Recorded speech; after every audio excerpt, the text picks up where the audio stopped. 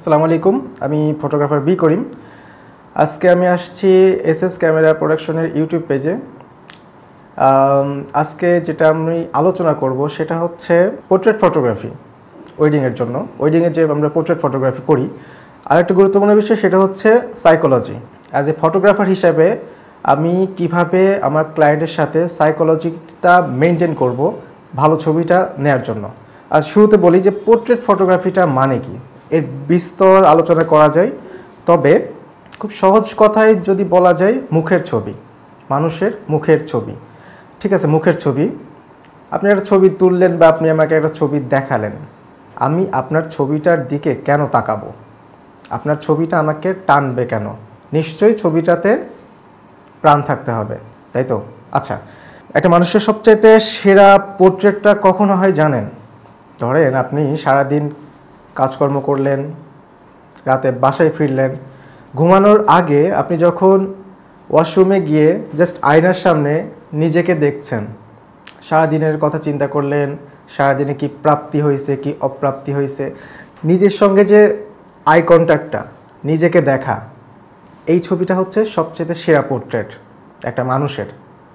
একজন ফটোগ্রাফার যদি ওই মানুষটার ওই চেহারাটা ধরতে পারে, তখন ওই ছবিতে প্রাণটা আসবে। ওই ছবি যদি কেউ দেখে, অন্তত 3 থেকে 5 সেকেন্ড আটকে যাবে। কেন আটকে যাবে? ওই ছবিতে একটা প্রাণ থাকবে, মনে হবে যে ছবিটা তাকে ডাকছে। পোর্ট্রেট ফটোগ্রাফিতে আমি মনে করি এটা একটা অনেক বড় একটা ব্যাপার, যেটা হচ্ছে মানুষকে ছবি দিয়ে আটকে রাখা। আমরা তো আকর্ষিত হতে পছন্দ করি, যে কেউ কিছু একটা আমাকে আকর্ষণ করতেছে, ঠিক আছে না?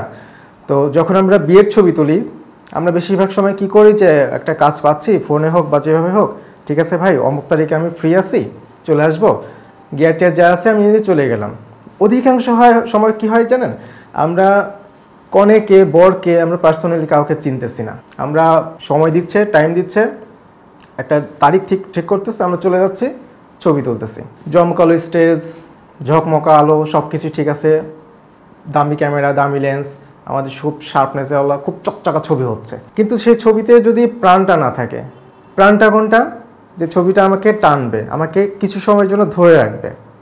এমন না যে ঠিক আছে একটা ছবি দেখলাম, না, একটা ছবি দেখছি, আমি তাকাই থাকবো কিছুক্ষণ। যে একটা ছেলে যে বিয়ে করতেছে বা একটা মেয়ে যে বিয়ে করতেছে, তার সে বিয়ের দিনকার যে মানসিক অবস্থাটা, একটা মেয়ের কথা যদি ধরি, একটা মেয়ের বিয়ের দিন তার মন খারাপ থাকবে, মনে মনে একটা আনন্দও থাকবে যে বিয়ে হচ্ছি, আবার বাবার বাড়ি ছেড়ে যাচ্ছি বলে কষ্টও থাকবে, হয়তো তার বাবা নাই, বারবার তার বাবার কথা মনে হচ্ছে যে আজকে আমার বাবাটা বেঁচে থাকলে কি হতো।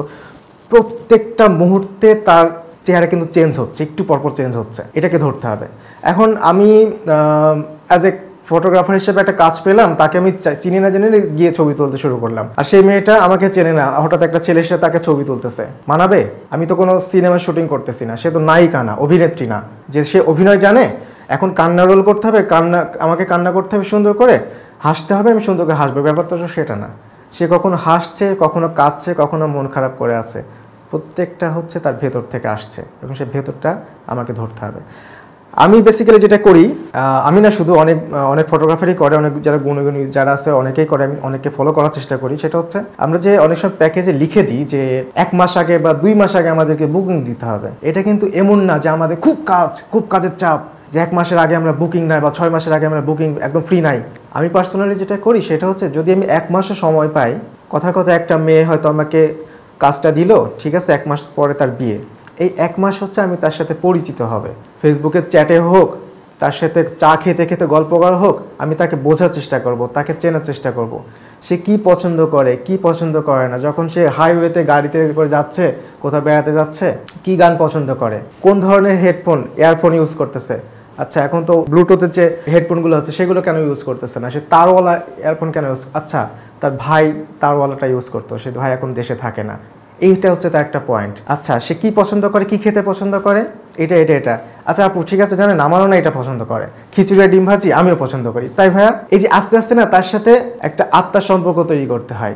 এটা কাজটা অনেক কঠিন, কিন্তু করতে পারলে সুবিধা কি, যখন বিয়ের দিনকে আমি তার ছবি তুলবো না, সে তার মনের মধ্যে একটা লেখা, আচ্ছা এনাকে তবে আমি চিনি, এর সাথে আমি আগেও কথা বলছি, অনেক কথা বলছি, আমার অনেক কিছু শেয়ার করছি, আমি সে আমার ছবিও তুলছে এবং আজকে তো বিয়ের দিন আমাকে সে ছবি তুলবেই।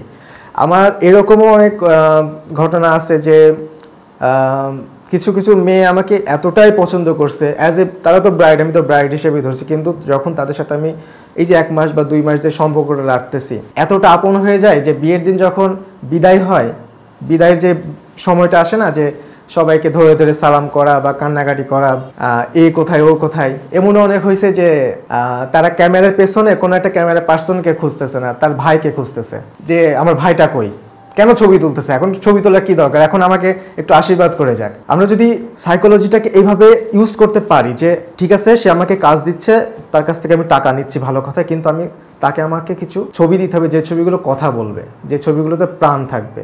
সে যখন বিয়ের আসরে হাসবে সে যেন কোনো বানোয়াট হাসি, কোনো মেকি হাসি না দেয়, তার যেন প্রাণ ভেতর থেকে হাসিটা আসে। আমাদের সিরিয়াসলি আমরা আসলে এই সময়টা ক্লায়েন্টকে দিতে চাই না, নিজেকেও দিতে চাই না। আমরা কাজ পাচ্ছি, ঠাস ঠাস করে কাজটা করে ফেলতেছি, ডেলিভারি দিচ্ছি, টাকা নিচ্ছি, শেষ। কিন্তু এইভাবে আসলে আপনি হয়তো বা সারা বছর অনেক কাজ করলেন, অনেক পয়সা ইনকাম করলেন, কিন্তু ওই যে ভাই হওয়া বা একটা পরিবারের সদস্য হয়ে যাওয়া, এটা আসলে একটু টাফ হয়ে যায়। কিন্তু হতে পারলে ফটোগ্রাফার হিসেবে মনে হয় যে আপনি সফল, তখন আপনার কোনো অ্যাওয়ার্ড টাওয়ার্ড লাগে না।